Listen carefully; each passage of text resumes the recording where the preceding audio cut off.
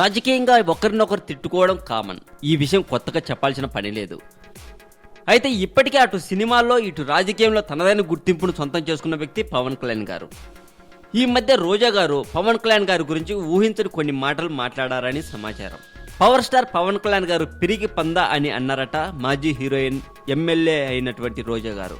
పవన్ కళ్యాణ్ మాట మీద నిలబడే వ్యక్తి కాదని, ఆయన ఇస్తున్న వాగ్దానాల్లో హామీల్లో తేడా స్పష్టంగా ఉందని, ప్రభుత్వాన్ని ఆయన విమర్శిస్తానంటే నమ్మేవాళ్ళు ఎవరూ లేరని, అతడిలో నిలకడ లేదని, అందుకే పవన్ని ఎవరూ నమ్మడం లేదని, నేనే కాదు ప్రజలు కూడా అంటూ పవన్ కళ్యాణ్పై ఘాటు విమర్శలు చేసిందట రోజా గారు. జనసేన అధినేతగా అడపదడప ప్రజా సమస్యలపై పవన్ కళ్యాణ్ గారు పోరాడుతూనే ఉన్నారు. అయితే పార్ట్ టైం రాజకీయాలు చేస్తుండడం వల్ల సీరియస్నెస్ లేదని పాపం పవన్ పైనే అన్ని రాజకీయ పక్షాలు విమర్శలు చేస్తున్నాయి. దీనికి సంబంధించి పవన్ కళ్యాణ్ గారు తనదైన రీతిలో వాళ్ళకు ఆన్సర్స్ చేస్తూనే ఉన్నారు.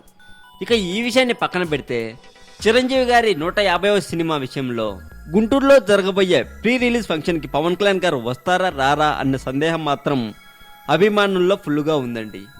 కొంతమంది వస్తారు అని అనడం, ఇంకొంతమంది రారు, ఆ టైంలో బిజీగా ఉంటారు అని అనడం జరుగుతూ ఉంది.